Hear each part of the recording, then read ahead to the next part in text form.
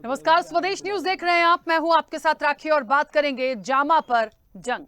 काशी की ज्ञानवापी मस्जिद पर जारी विवाद के बीच अब मध्य प्रदेश की राजधानी भोपाल में स्थित जामा मस्जिद को लेकर भी विवाद खड़ा हो गया है। दरअसल संस्कृति बचाओ मंच के संरक्षक चंद्रशेखर तिवारी ने दावा किया है कि मंदिर तोड़कर जामा मस्जिद बनाई गई है। उन्होंने सरकार से मांग करते हुए कहा कि पुरातत्व विभाग से इसका सर्वे कराया जाए। इस मामले में गृह मंत्री डॉक्टर नरोत्तम मिश्रा को संस्कृति बचाओ मंच की ओर से बकायदा ज्ञापन भी सौंपा गया है। इतना ही नहीं, जामा मस्जिद पर अब सियासी जंग भी शुरू हो गई है। कांग्रेस का कहना है कि बीजेपी मुद्दों से सबका ध्यान भटकाने के लिए ये सब करवा रही है। उधर बीजेपी इस पर पलटवार कर रही है। यह मुद्दा न सिर्फ बड़ा बल्कि गर्म भी है। ऐसे में अब चर्चा जामा पर जंग को लेकर ही होगी। काशी की ज्ञानवापी के बाद अब भोपाल की जामा मस्जिद को लेकर भी विवाद बढ़ने लगा है। संस्कृति बचाओ मंच के संरक्षक हैं चंद्रशेखर तिवारी, जिन्होंने मंदिर को तोड़कर जामा मस्जिद बनाई गई है। उन्होंने कहा सरकार से सर्वे कराने की उन्होंने मांग की है। चंद्रशेखर तिवारी ने कहा कि जिस प्रकार ज्ञानवापी में शिवलिंग मिला है,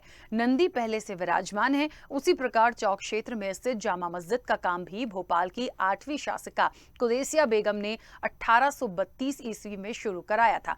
मस्जिद 1857 में बनकर तैयार हुई। बेगम ने हयाते कुदसी में इस बात का जिक्र किया है कि जामा मस्जिद का निर्माण हिंदुओं के एक पुराने मंदिर को तोड़कर कराया गया है। ऐसे में अब संस्कृति बचाओ मंच सरकार से ये मांग कर रहा है कि इसका पुरातत्व विभाग से सर्वे कराया जाए। इस मामले में संस्कृति बचाओ मंच ने गृह मंत्री डॉक्टर नरोत्तम मिश्रा को ज्ञापन सौंपा है। साथ ही कहा है कि इस मामले में हिंदू संगठन कोर्ट में याचिका भी दायर करेगा। जामा मस्जिद के आसपास रहने वाले लोगों से जब बात की गई तो उन्होंने कहा कि उनके दादा परदादा कहते थे कि यहाँ पहले मस्जिद नहीं बल्कि शिव मंदिर हुआ करता था।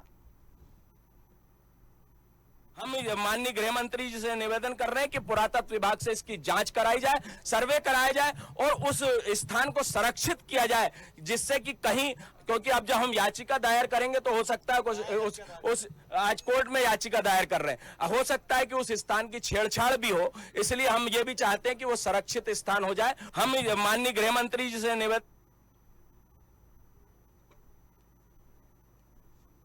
भोपाल में जामा मस्जिद के नीचे शिव मंदिर के दावे पर कांग्रेस के दिग्गज नेता और प्रदेश के पूर्व मुख्यमंत्री दिग्विजय सिंह का भी बयान सामने आया। उन्होंने कहा कि ये सब ध्यान भटकाने के लिए हो रहा है। दिग्विजय सिंह के मुताबिक इस वक्त महंगाई और बेरोजगारी मुख्य मुद्दा है। उधर पूर्व नेता प्रतिपक्ष अजय सिंह ने भी यही बात कही। ज्ञानवापी के मामले में कांग्रेस का पक्ष साफ है कि इस देश में महंगाई बढ़ती जा रही है, रुपए का अवमूल्यन होता जा रहा है, बेरोजगारी बढ़ती जा रही है। उससे ध्यान बांटने के लिए भाजपा सब करा रही है। मुझे बहुत विनम्रता के साथ कहना पड़ रहा है कि दुर्भाग्य है देश का कि जो अहम मुद्दे हैं उस पर चर्चा नहीं होती। गैस का भाव क्या से कहां पहुंच गया, सब्जी का भाव क्या पहुंच गया, तेल का भाव कहां से कहां पहुंच गया। सिर्फ समाज को बंटवारा करके राजनीति करना ही एक धर्म बन गया है। चलिए, इधर गृह मंत्री डॉक्टर नरोत्तम मिश्रा ने इस मामले में संज्ञान लिया है। साथ ही कहा है कि मध्य प्रदेश में हिंदू देवी देवताओं और धार्मिक भावनाओं को आहत करने वाली टीका टिप्पणी को बर्दाश्त नहीं किया जाएगा। अगर कोई ऐसा करता है तो उस पर कानूनी कार्रवाई कर उसे जेल भेजा जाएगा। जो लोग भी मध्य प्रदेश के अंदर धार्मिक भावनाओं को आहत करने वाली टिप्पणी कर रहे हैं, हमारे किसी आराध्य के प्रति गलत टिप्पणी कर रहे हैं, ये मध्य प्रदेश के अंदर बर्दाश्त नहीं होगी। हम कानूनी कार्रवाई करेंगे, जेल भेजेंगे। इसलिए मध्य प्रदेश में कोई इस तरह की टिप्पणी। देखिए, जामा पर जंग, इस देश में जो कुछ भी हो रहा है वो चलते चलते मध्य प्रदेश तक भी आ ही गया। और मध्य प्रदेश में जो तमाम चीजें अब आई हैं, पूरी रिपोर्ट देखिए आपने, तमाम लोगों को सुना। अब आखिरकार क्या होगा? जिस तरह से ज्ञापन सौंपा गया है, जो मांग उठाई गई है, जो इतिहास में पहले था उसका भी जिक्र किया गया है। अब इस पूरे मसले पर क्या कुछ किया जाए और आगे क्या होगा, विस्तार से इस चर्चा को आगे बढ़ाऊंगी। मेहमान जुड़े हैं। सबसे पहले मैं आपका परिचय करा दूं। भारतीय जनता पार्टी का पक्ष रखने के लिए गीत धीर जी हमारे साथ जुड़े हैं। गीत जी, बहुत स्वागत चर्चा में जुड़ने के लिए। कांग्रेस का पक्ष रखने के लिए अमित तावरे जी हमारे साथ जुड़े हैं। अमित जी, आपका भी बहुत स्वागत है। संस्कृति बचाओ मंच के संरक्षक है चंद्रशेखर तिवारी जी, आपका भी बहुत स्वागत है। और मुस्लिम समाज सेवी शमशुल हसन जी हमारे साथ जुड़े हैं। शमशुल हसन जी, आपका भी बहुत स्वागत है। मैं चर्चा की शुरुआत सबसे पहले चंद्रशेखर तिवारी जी, आपसे करना चाहती हूँ क्योंकि ये पूरी मांग, ये ज्ञापन, तमाम चीजें आपने उठाई हैं और जो भी प्रतिक्रिया आई है, देखिए पक्ष विपक्ष राजनीतिक दल अपनी अपनी बातें करेंगे, लेकिन ये जो बात आई है, ये जो ज्ञापन आपने दिया है, आगे इसको लेकर क्या? देखिए, भोपाल सियासत की 8वीं शासिका कुदैशिया बेगम ने अपनी किताब हयात कुदैश में ये उल्लेख किया है। उन्होंने कहा है कि 1832 ईस्वी में इस मस्जिद का निर्माण प्रारंभ कराया गया और 1857 ईस्वी में इसका निर्माण पूर्ण हुआ, जिसमें कि उस समय 5 लाख रुपए की लागत आई थी। उन्होंने अपनी किताब हयात कुदैश में जो है ये भी उल्लेख किया है कि यहाँ पर एक विशाल शिव मंदिर था जिसको कि तोड़कर यह निर्माण किया गया। उस शिव मंदिर को सभा मंडप के नाम से जाना जाता था। मुस्लिम समाज हमारे मंदिरों को किस प्रकार से क्या क्या नाम से पुकारा जाता है ये वो नहीं जानते, लेकिन उनने अपना उल्लेख किया है कि इसे सभा मंडप के रूप में पुकारा जाता था। वो शिव मंदिर को तोड़कर इसका निर्माण कराया गया। उन्होंने अपनी आत्मकथा में इसका उल्लेख किया है। उन्होंने पॉइंट बाय पॉइंट सब लिखा है। देखिए, आप अगर जाएंगे तो जामा मस्जिद जो चौक बाजार की है, आप मुझसे अगर पूछेंगे तो जिस प्रकार आपने आसपास के लोगों से चर्चा की, हमारे पिताजी भी कहते थे कि वहाँ पर जो है वो शिवलिंग है, शिव मंदिर था, यहाँ मस्जिद नहीं थी। हमारे पिताजी को किसने बताया होगा? उनके पिताजी ने बताया होगा। मैं भी जन्म से जो है भोपाल में रह रहा हूँ, 50 वर्ष की आयु मेरी हो रही है। मेरे पिताजी 87 वर्ष की आयु में देवलोक गमन हुआ, उनके पिताजी ने उन्होंने बताया होगा। और आप जब नक्काशी देखेंगे तो आप उसमें कहीं पर भी आपको मस्जिदों का आकार नजर नहीं आएगा। उसमें आपको जिस प्रकार हयात कुदैश में बेगम ने ये भी लिखा है कि इनकी, देखिए आप जो आपके स्क्रीन पे चल रहा है, जो गुंबज है, वो गुंबज, ये लोग गुंबज कहते हैं, हम उसे शिखर कहते हैं। वो मंदिरों के आकार के शिखर है, उस पर स्वर्ण कलश आरोहित है। ये हर तरह की नक्काशी को अगर आप देखेंगे तो वो मंदिर नुमा है। और आप देखें वहां पर तोड़कर कितनी ऊंचाई पर उस मस्जिद का निर्माण किया गया है, जिसके कि नीचे दुकानें निकली आई हैं। तो 10 फीट से 15 फीट की हाइट पर निर्माण करा गया है।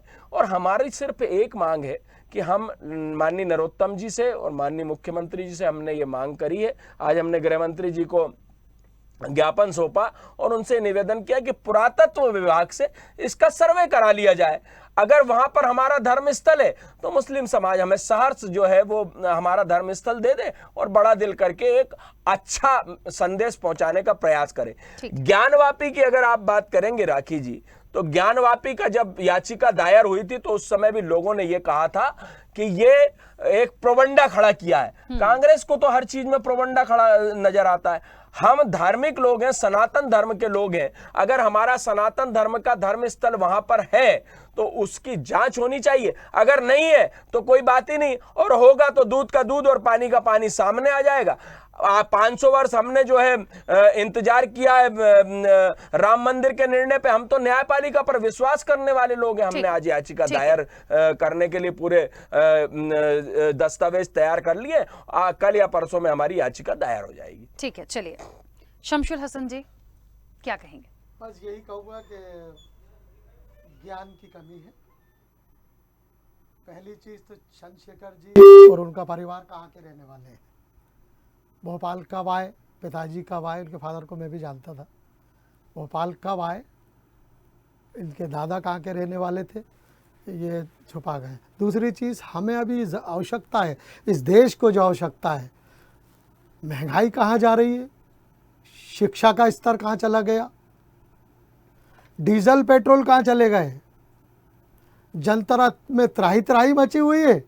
और सिर्फ ध्यान भटकाने के लिए चंद्रशेखर जी जैसे फसादी लोगों को पुश करके, सरकार पुश करके और इस तरह के मुद्दे सरकार उठवा रही है। इनको अपनी सरकार पे भरोसा नहीं है जो कोर्ट पे जाने की बात कर रहे हैं। नरोत्तम मिश्रा जी का को सुना मैंने आपके यहाँ भी, तो उनका कहना है कोई भी किसी समाज के लिए नहीं बोला नरोत्तम मिश्रा जी ने, किसी भी समाज में कोई भी हट धर्मी करता है, किसी तरह का प्रोपेगेंडा करता है, तो उसको जेल दाखिल करना चाहिए। तो चंद्रशेखर जी पिछले 2 दिन से जो उत्पात मचाए हुए थे उनको जेल भेजा जाना चाहिए था। महंगाई से ध्यान भटका रहे हैं, हमारा देश कहाँ चला गया है ये समझ में नहीं आ रही। हमारी स्थिति श्रीलंका में जैसे जूते खा रहे हैं, वहाँ प्रधानमंत्री, सांसद और विधायक उकड़ू बैठे हुए मुर्गा बने हुए हैं, वही स्थिति मध्य प्रदेश में भी होने वाली है और इस देश में भी होने वाली है, जूते वाली स्थिति। क्योंकि हमको सिर्फ लड़ाने का मस्जिद से, मंदिर से इस देश को ऊपर नहीं उठने दिया जा रहा। हम कहाँ चलेगा, हमारी ग्रोथ कहाँ चली गई। आज ये मुल्क एक बंटवारे के और बर्बादी के कागार पे लाके खड़ा कर दिया है। मैं यही कहना चाहता हूं कि इस तरह के मुद्दों से देश के प्रधानमंत्री जी से और मध्य प्रदेश के मुख्यमंत्री जी से ऐसे मुद्दों को अननेसेसरी अपनी सियासत को, अपने आप को बनाए रखने के लिए, सियासत को गरमाने के लिए, जब कोई भी चुनाव करीब आता है तो इस तरह के मुद्दे निकाल के बाहर लाके चंद्रशेखर जी जैसे लोग हाथ में दे दिए जाते हैं कि सड़कों पे आप गदर करिए, खूब गदर मचाइए, आप कोई बोलने वाला नहीं है। सत्ता आपकी, पुलिस आपकी, प्रशासन आपका। शमसुल हसन जी, चंद्रशेखर तिवारी जैसे लोग किसी के गुलाम नहीं है। ये गलत आप शब्दों का उपयोग कर रहे हैं और ना मुझे कोई अपनी उंगली पर नचा सकता है। भगवती का दिया सब कुछ मेरे पास है। आप कह रहे दंगा फसाद कराने, मैंने कहीं किसी प्रकार का कोई अभद्र टिप्पणी नहीं करी। इतिहास बता रहा है, आपकी कुदैसिया बेगम जो 8वीं शासिका थी, उन्होंने अपनी किताब में लिखा है, आपने किताब आधार मैंने बनाया, मेरे पास डॉक्यूमेंट करिएगा। किसने लिखी किताब? ना किताब किसने लिखी? किताब बताइए किसने लिखी किताब? आप इतना, आप कुदूसिया बेगम को जानते थे, शाहजहां बेगम को जानते हैं आप। दोनों मेहमानों से निवेदन है, प्लीज देखिए, आप शाहजहां बेगम को देखा आपने? शाहजहां बेगम की राइटिंग देखी आपने? प्लीज मैं रिक्वेस्ट कर रही हूँ हिंदुस्तान में शमशुल हसन जी और चंद्रशेखर तिवारी जी, चंद्रशेखर तिवारी जी प्लीज, मत दो और मेहमान है उनको पक्ष आने दीजिए प्लीज। पेज छाप के ले आने से कुछ नहीं होता। उस दौर की किताबों में जाइए, अरबी देखिए, उर्दू देखिए, आपके समाज के लोग उर्दू पढ़ते थे। ये एक आम चर्चा है, जो मांग आई है उससे अपनी बात कर रहे हैं, इस पर झगड़ने का विषय नहीं है। अभी भी अमेज़न पे अवेलेबल है किताब। देखिए डिबेट की मेरे पास मर्यादा है। मुझसे एग्रीमेंट ले लीजिए, मेरे पास एग्रीमेंट है। शमशुल हसन जी, मैं प्लीज रिक्वेस्ट कर रही हूँ और बहुत सम्मान पूर्वक रिक्वेस्ट कर रही हूँ, 2 और मेहमान हैं, उन्हें बोलने दीजिए। सब लोग अपने समय पे बोलिए, अपनी प्रतिक्रिया व्यक्त कीजिए। ये एक ऐसा विषय है जिस पर हम एक चर्चा में बैठे हैं कि क्या होना चाहिए। झगड़े की बात नहीं है, भेदभाव की बात नहीं है, हिंदू मुस्लिम की बात नहीं है। प्लीज प्लीज, बात हिंदू मुस्लिम की नहीं है, बात बंटवारे की नहीं है। बात ऐसी है कि उनको जो लगा उन्होंने अपनी बात रखी, आपको जो लगेगा आप अपनी बात रखेंगे, जो आगे होगा वो देखा जाएगा। कोई बात ये थोड़ी हो रही है कि आज हम इसी पे निर्णय करने बैठ गए कि ये हट जाए और अभी हो जाए। प्लीज समझदारी का परिचय दीजिए, मैं रिक्वेस्ट कर रही हूँ। गीतदेव जी भी बात रखिएगा। देखिए, सबसे पहले चंद्रशेखर जी एक ज्ञापन लेके आते हैं। वो ज्ञापन उन्होंने माननीय गृह मंत्री जी, हमारे कद्दावर नेता नरोत्तम जी को दिया। तो देखिए, कोई व्यक्ति क्या अपना ज्ञापन लेके या अपनी समस्या लेके या कोई कठिनाई है तो उसकी जांच का विषय लेकर क्या नहीं जा सकता? निश्चित रूप से कोई भी धर्म का व्यक्ति आएगा, हम तो संज्ञान लेंगे, निश्चित रूप से उनके विषय को जो है गंभीरता से चर्चा करेंगे और क्या करना है उसके ऊपर निर्णय करेंगे। अभी तो हमने निर्णय भी नहीं किया, अभी तो सिर्फ ज्ञापन लिया है। तो मौलाना साहब, मैं भी आपसे ये पूछना चाहता हूँ, अभी घबराने की बात क्या है? और दूसरी बात, आप देखिए, अभी वो बात कर रहे हैं न्यायिक प्रक्रिया में जाने की, याचिका लगाने। मेरा आग्रह पूर्वक आपसे निवेदन है पूरी बात रखने की। देखिए, अभी तो वो बात कर रहे हैं न्यायिक प्रक्रिया में जाने की। जब वो न्यायिक प्रक्रिया में जाएंगे तो जो आदेश आएगा माननीय न्यायालय का, हम न्यायालय का आदर करते हैं, अक्षरशः पालन किया जाएगा। जो होएगा वो पालन किया जाएगा। अब एक बात और, क्योंकि आपने बात करी थी बीजेपी की, एक जो नेशनल आर्काइव्स की बात है, अगर आप राइट कैमरे में देख रहे हो, राइट साइड पे गवर्नमेंट ऑफ इंडिया की सील लगी हुई है। ये जो मैं बात कर रहा हूँ, ये है वो असली किताब जिसपे वो सील लगी हुई है, और ये गवर्नमेंट ऑफ इंडिया की सील लगी है, कल्चर डिपार्टमेंट की। अब इसमें जो है साफ साफ लिखा है, और भी डिटेल में लिखा है, जिसके बारे में उन्होंने जो जिक्र किया, मैं बहुत ज्यादा पढ़ के नहीं बताऊंगा क्योंकि समय खराब होगा। अन्य पैनलिस्ट भी हैं, राखी जी शायद, मैं इसको थोड़ा संक्षिप्त में बताता हूँ। उसमें सामवेद, ऋग्वेद, आयुर्वेद और यजुर्वेद की भी बात की गई है इस किताब में। तो उन्होंने मर्यादा के साथ बात की गई है और माना गया है उस जगह का मंदिर लेना देना था या नहीं, ये जो निर्णय होगा अक्षरशः हम पालन करेंगे। तो किसी भी विवाद की बात ही नहीं है। हम तो जब बात करते हैं मौलाना साहब, आप जो है अभी बात कर रहे हैं महंगाई की, उसके जिसकी चिंता भारतीय जनता पार्टी की सरकार कर रही है उससे दूर सियासत ना करें। सियासत की हम आपको, आपने श्रीलंका की बात करी थी ना साहब, 2000 रुपए लीटर वहां पर दूध बिककर बंद हो चुका है। नहीं है, बहुत दिक्कत है, हिंदुस्तान में नहीं आएगी कोई दिक्कत, हमने ना आने दी, जा रहे हैं आप भी, वहीं जा तो रहे हैं जनता को। और एक मिनट संयम रखिए साहब, घबरा क्यों रहे हो आप? संयम में हूँ। आप घबराइए नहीं। और देखिए, आप कांग्रेस के भी कहने में ना आइए, अन्य लोगों के भी कहने में मत आइए, क्योंकि ना हमने बिजली की संकट आने दिया, कोरोना में हमने निकाला, जबकि लोग बरगला रहे थे कि साहब अगर वैक्सीन लगवा लोगे तो मार देंगे। एक विशेष समुदाय के लिए तो बहुत हल्ला मचा रही थी कांग्रेस। हमने किसी, सबका साथ सबका विकास है साहब, घबराइए नहीं, जो न्याय उचित होगा वो करेंगे। और बिल्कुल आप किसी भी वर्ग के लिए, और चंद्रशेखर जी को अपनी बात रखने का पूरा हक है साहब, क्यों नहीं रख सकते? सबको अधिकार है। बिल्कुल, तो चंद्रशेखर जी ने अपना विषय रखा है, निश्चित रूप से रखना चाहिए, और जो मांग होगी उसको, जायज मांग को बिल्कुल माना जाएगा, उसमें कोई परेशानी नहीं है। लेकिन अगर कोई खतरे की बात नहीं है तो क्यों नहीं करवाए, तो देखा जाएगा जैसा जो होगा। एक और विषय आपने जो बात बोली थी, बेरोजगारी, साहब मैं एक और जनता के माध्यम से एक चीज बोलना चाहता हूँ। हर महीने बेरोजगारी दिवस लग रहा है मध्य प्रदेश में, अब आंकड़ा जो है बहुत अच्छा है, और हर महीने जो है बेरोजगारी का दिवस लगा रहे हैं। अगर कोई बेरोजगार सुन रहा हो तो जरूर आए उसमें भी, क्योंकि भारतीय जनता पार्टी की सरकार सबका साथ सबका विकास पे कार्य करती है। ये जब भी सड़कों पे कुछ नेता हैं उन्होंने अभी बोला पेंशन के लिए सड़कों की पे बात भटक कर रहे रही हैं, है, तो हम विषय से बिल्कुल नहीं भटका रहे हैं। ना यहाँ पर पेट्रोल डीजल की कोई किल्लत होगी, ना समस्या आएगी, ना आने वाले समय में बेरोजगारी की दिक्कत आएगी, बल्कि स्टैंडर्ड ऑफ लिविंग जो है रेट की है बस, बाकी देखिए मुझे माल बहुत है आपके पास। हम जिस विषय पर हैं हम उस विषय पे फोकस करें। महंगाई पे बैठते हैं, महंगाई की बात करते हैं, लेकिन वाकई में मैं बहुत ज्यादा कुछ नहीं बोलूंगी। संवेदनशील होती हैं तमाम बातें, किसी को आहत करने की नहीं होती हैं, सबका अधिकार है। आज चंद्रशेखर जी को लगा, उन्होंने बात उठा दी है, और ये बात देखिए ये लगातार चर्चा है, क्योंकि ज्ञानवापी से यदि यहाँ तक मामला पहुंचा है तो मैं तो कह रही हूँ कि सबको अधिकार है। किसी को लगता है कि मस्जिद को तोड़ के मंदिर बनाया है तो वो भी अपनी बात रखें, लेकिन प्लीज इसे हिंदू मुस्लिम मत करें, ऐसा मैसेज पास ना करें। जिसको जो है वो अपनी बात रखें, लेकिन निर्णय हम किसका मानेंगे? रखने का अधिकार था, निर्णय हम देखेंगे। मध्य प्रदेश में तो अभी इतनी चीजें बड़ी नहीं, संप्रदाय विशेष के खिलाफ कोई बात आदरणीय मौलाना नहीं हूँ, आपकी तरह ही जा रहे हैं। गृह मंत्री जी उसमें संज्ञान लेंगे नहीं लेंगे, नहीं चल रही है। मैंने अपनी बात रखी, मेरे पास जो डॉक्यूमेंट थे मैं अपने दस्तावेज लेकर कोर्ट में जा रहा हूं। कोर्ट जितने दिन में निर्णय देगी, साल में देगी, 2 साल में देगी, 500 साल तक हमने जो है कोर्ट के निर्णय का इंतजार किया। अयोध्या का निर्णय अब आया है, ज्ञानवापी पर अब जो है वो चालू हुआ है मामला।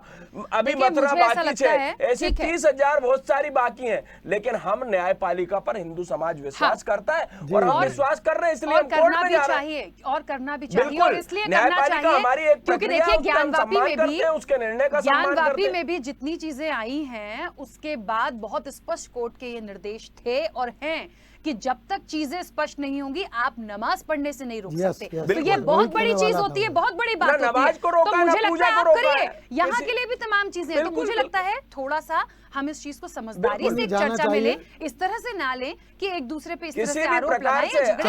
चंद्रशेखर जी को जाना चाहिए न्यायालय, क्योंकि मध्य प्रदेश के माननीय गृह मंत्री जी ने इशारा कर दिया उनको कि न्यायालय जाइए आप। नहीं, हम तो पहले ही जा रहे थे। विश्वास नहीं है, विश्वास नहीं है आपको, विश्वास नहीं है आपको सरकार पे, गृह मंत्री अमित जी को उनका पक्ष रखने दीजिए, काफी देर से रुके। अमित जी बोलिए।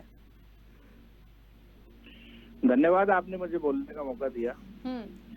देखिए ये सब चीजें तो आती रहेंगी, क्योंकि नगर निगम चुनाव आने वाले हैं और बहुत जल्द जो है हमारे यहाँ चुनाव होने वाले हैं, तो ये सब चीजें तो आती रहेंगी। लेकिन सबसे महत्वपूर्ण है कि यदि संसद में कोई एक्ट बनता है और वो लागू होता है, उसका क्या महत्व है। 1991 में प्लेसेज ऑफ वर्शिप एक्ट कहता है कि 15 अगस्त 1947 के समय जो धार्मिक स्थल जिस स्थिति में थे वे वैसे ही बने रहेंगे, और यदि कोई मुकदमा करेगा भी तो अदालत में खारिज हो जाएगा। ये उस एक्ट में है। और ये अयोध्या के ऊपर, अयोध्या को छोड़कर ये एक्ट लागू होता है। अब रही बात संस्कृति बचाओ मंच, यदि किसी मामले को लेकर गए हैं, और चंद्रशेखर जी भी हमारे भाई हैं, भारतीय जनता पार्टी के समर्थक हैं, तो अब वो गए हैं तो इसमें आगे की जो भी सारी चीजें होंगी वो हम सबको देखने को मिलेंगी। लेकिन मैं ये देख रहा हूँ कुछ समय से कि भारतीय जनता पार्टी के जितने भी समर्थक संगठन हो वो जो मूलभूत हमारे मुद्दे हैं देश की जनता के, उन मुद्दों को छोड़कर बाकी सब चीजों पे एक्टिव रहते हैं। कोई भी व्यक्ति आज जो है महंगाई बेरोजगारी की बात नहीं करता। अभी भोपाल की घटना मैं आपको बताऊं, हमारा एक नौजवान 22 साल का इसी भोपाल में सिर्फ इसलिए उसने आत्महत्या कर ली क्योंकि वो 18 दिन से भूखा था और उसके पास रोजगार नहीं था। उसने आत्महत्या कर अपनी जीवन लीला समाप्त कर दी। आप देखिए 28 साल ये अपने चरम पर है। 28 साल में सबसे ज्यादा महंगाई दर जो है वो आज के समय में है। और हम तो ये कहते हैं कि पंच से लेके प्रधानमंत्री आज भारतीय जनता पार्टी का है, तो आपको जो भी करना है आप कर दीजिए। और मैं तो यहाँ, मेरे भाई भी बैठे हैं, भाजपा के नेता हैं, मेरे साथी हैं, मैं ये पूछना चाहता हूँ कि आप तो हमको एक तय समय बता दो कि इन मुद्दों के बाद हम बात करेंगे महंगाई के बारे में, बेरोजगारी के मामले में, पेट्रोल डीजल के मामले में, रोजगार के मामले में, महिला अत्याचार के मामले में। आज मध्य प्रदेश में ढेरों मुद्दे हैं। आप देखिए किस तरीके से माननीय मुख्यमंत्री शिवराज जी जो हैं वो योगी जी के पैटर्न पर चल रहे हैं। उनको ऐसा लग रहा है कि कहीं मैं पीछे न रह जाऊं। आप खरगोन की घटना देखो, आप गुना की घटना देखो, सिवनी मंडला की घटना देखो, आदिवासियों की हत्या हो जाती है, कानून व्यवस्था कहाँ है? किसानों की स्थिति देखो आप। 4 दिन पहले किसान ने सिर्फ इसलिए आत्महत्या कर ली क्योंकि व्यापारी ने उसके खरीदा हुआ अनाज के पैसे नहीं दिए थे, इसलिए किसान ने आत्महत्या कर ली। महिला अत्याचार में हम प्रथम 5 पर हैं, बाल अत्याचार में हम प्रथम 5 पर हैं, आदिवासी अत्याचार में हम प्रथम 5 पर हैं। ठीक है आज, लेकिन ये जो बात अभी निकल कर आई है, इस पर क्या प्रतिक्रिया है? नहीं देखिए, ये मुद्दे मेरे हिसाब से चंद्रशेखर जी हैं, उन्होंने दिया है, गृह मंत्री जी से वो मिले, आगे जो होगा तो देखा जाएगा। लेकिन हमारी एक राजनीतिक पार्टी होते हुए और सबसे पुरानी इस देश की पार्टी होते हुए मेरे जैसे एक युवा नेता की एक ये जिम्मेदारी है कि मैं सबसे पहले देश के जो मूलभूत मुद्दे हैं, आप कल्पना करो कि लोग आत्महत्या कर रहे हैं और आज हम किस चीज की बात कर रहे हैं चैनल पर बैठकर। आज किसी की जान ज्यादा इम्पोर्टेंट है या ये सब चीजें ज्यादा महत्वपूर्ण है? मैं ये मानता हूँ सबकी आस्था का विषय होता है। मैं भी सुबह शाम पूजा करता हूँ, मैं भी एक हिंदू हूँ और मेरे भी सब आराध्य हैं। लेकिन कभी तो आप बात करिए, भारतीय जनता पार्टी कब बात करेगी बेरोजगारी के मामले में, महंगाई के मामले में? लगातार ऐसे मुद्दे आते रहते हैं और इन्हीं मुद्दों पर बात होती रहती है। सरकार को जिसलिए लोग चुनते हैं, क्या लोग इसलिए चुनते हैं कि जब मनमोहन जी के टाइम 70 रुपए पेट्रोल था, आप 105 रुपए कर दोगे? 80 रुपए खाने का तेल था, 180 कर दोगे? 400 का सिलेंडर 1000 में दोगे? क्या जनता आपको इसलिए वोट देती है? ठीक है, कभी तो आप मूलभूत मुद्दों की बात करो। ठीक है, चलिए ये जी 1 मिनट आ रही हूँ, चंद्रशेखर जी अपनी बात पूरी कर ले, फिर आती हूँ। वैसे भी समय हो गया। देखिए, एक तो सबसे बड़ी बात ये है, मैं बताती हूँ आपको, ये तमाम चीजें इसलिए हैं क्योंकि एक बहुत बड़ा वोट बैंक है जो इलेक्शन के टाइम पे काम करता है, पहली चीज। दूसरी चीज, आप ये भी देखिए कि लोगों की भावनाएं भी जुड़ी होती हैं। तो भावनाएं एक तरफ हैं, वोट बैंक एक तरफ है। अब किसकी क्या मंशा है, किसके दिल में क्या है, ये तो वही जाने। लेकिन वाकई में जो चीजें एकदम से निकल कर सामने आई हैं, इसके लिए मुझे लगता है सब लोग शांति से बैठ जाएं तो बहुत अच्छा होगा। उल जुलूल बोलने से तो बेहतर है शांत बैठिए, कोर्ट को जो करना है, जिसको जो करना है, जिसका जो अधिकार है करने दीजिए, तभी कुछ होगा। चंद्रशेखर तिवारी जी अपनी बात जल्दी से रखिएगा। देखिए राखी जी, जिस प्रकार शमसूल जी मेरे ऊपर आरोप लगा रहे थे, मैंने ना मुस्लिम संप्रदाय के खिलाफ कोई अभद्र सांप्रदायिकता की बात नहीं करी है। शमसूल जी, मैं आपके बीच में नहीं बोला, मेरा निवेदन है। आप पूरा कांग्रेस की भाषा बोल रहे हैं। मैं कांग्रेसी नहीं हूँ, माफ करना। नहीं, वो माफ क्या करना, वो तो आपकी बातों से नजर आ रहा है। मेरा निवेदन ये है कि आप मुझे बताइए कि जनता पार्टी की शाखा है आप लोग। मेरी बात सुनिए, मैं भारतीय जनता पार्टी की शाखा है या नहीं है, ये मुझे आपको प्रूफ देने की आवश्यकता नहीं है। हिंदूवादी संगठन है, संस्कृति बचाओ मंच, संस्कार हमारी संस्कृति और हमारी संस्कार, हमारी सभ्यता, हमारी संस्कृति ही हमारी धरोहर, ही हमारा देवाक्य। मेरा निवेदन यह है कि मैंने किसी भी प्रकार से कोई अभद्र टिप्पणी नहीं करी, ना मैंने किसी प्रकार से कोई अनर्गल बयानबाजी करी। आपकी कुदैसिया बेगम ने जो हयात कुदीस में लिखा है वो किताबें हैं, मेरे पास डॉक्यूमेंट्स हैं, मेरे पास 100 साल पुराना गजट नोटिफिकेशन है। मैं अपने दस्तावेज कोर्ट में पेश करूंगा ना, मुझे आप अपना दस्तावेज पेश करिए। अगर आप कह रहे हैं कि मस्जिद है, अगर दूध का दूध पानी का पानी होगा, अगर मंदिर होगा तो आप सहर्ष जो है हमें सौंप दीजिएगा, और मस्जिद है तो वहां पर इबादत हो ही रही है। अगर मस्जिद है तो वहां इबादत हो रही है। कल वहां बुलडोजर चलाने की तो मैंने नहीं कहा कि कल नरोत्तम जी आप भाई साहब आपसे निवेदन है कि आप उस पर बुलडोजर चलवा दें। मैंने इस प्रकार का किसी भी प्रकार के अशब्दों का उपयोग नहीं किया। किसी का भी धर्मस्थल हो, चाहे सनातन धर्मस्थल हो, चाहे मस्जिद हो, अजान भी तुम्हारी अच्छे से हो, हमारे घंटे घड़ियाल भी बजे, ये हम चाहते हैं। और आप कहते हैं गंगा जमुना तहजीब की बात, तो गंगा भी हमारी, जमुना भी हमारी, और वो दोनों माएं हैं। उन मां की गोद में हिंदू मुस्लिम सिख ईसाई सब खेल रहे हैं। किसी ने हिंदुस्तान से किसी मुसलमान को कभी नहीं भगाया, ना हिंदुस्तान से सिख को भगाया। हम सब लोग यहां पर मिलजुल कर रह रहे हैं। लेकिन अगर मैंने अपने पुरातन समय से मेरा घर बनाया है या मेरे पूर्वजों की संपत्ति है और उस पर शमसुल हसन आकर कब्जा कर ले और अपनी पट्टिका लगा दे, तो मैं मुझे कोर्ट पे जाने का मेरे को अधिकार है। मैं कोर्ट में जाने का मुझे अधिकार है। कोर्ट जो निर्णय लेगी वो मुझे सहर्ष स्वीकार होगा। और मैं यही कहता हूं कि कोर्ट जो भी निर्णय लेगी, सरकार सर्वेक्षण करा ले। पुरातत्व विभाग किसी का अधीन नहीं होता। ऐसी जगह मुस्लिम जहाँ धर्म का पालन हम लोग करते हैं, जहाँ नमाज पढ़ते हैं, किसी भी हराम की जगह पे, किसी भी, सुन लीजिए चंद्रशेखर जी, किसी भी हराम की जगह पे, कब्जे की जगह पे हमारे यहाँ नमाज नहीं होती है। ये हमारा कुरान कहता है ये कि अगर हमें कब्जा है या हमने जमीन छीन ली, आपसे मस्जिद बना ली, तो हमारी नमाज वहाँ नहीं हो सकती। नहीं मानते हैं, बिल्कुल नहीं हो सकती। ये हमारा इस्लाम कहता है। जी, क्योंकि समय हो गया, मैं वापस नहीं आ पाऊंगी, समय हो गया, वापस नहीं आ पाऊंगी, क्योंकि ये विषय बहुत बड़ा था और समय की सीमा है। आप सभी का बहुत शुक्रिया इस चर्चा में जुड़ने के लिए। जामा पर जंग शुरू हो गई है, ज्ञानवापी का मसला हल हुआ नहीं, यहाँ एक नई चीज आ गई है। क्या करेंगे? एक अपील है, प्लीज जो भी चीजें हैं, सबका अधिकार है इस संविधान में, इस देश में, जिसको जो करना है, जिसको जो याचिका लगानी है, जिसकी जो मांग है वो करें। जो निर्णय होगा कोर्ट का होगा, उसको सभी को स्वीकारना होता है। इसलिए प्लीज कहते हैं ना कि जो बेतुके बयान होते हैं, जो बयानबाजी, उस पर मत आइए। संविधान का जो निर्णय है उस पर विश्वास कीजिए और शांति से बैठिए। बस यही एक अपील कर सकते हैं। इस चर्चा में इतना ही, दीजिए इजाजत, नमस्कार।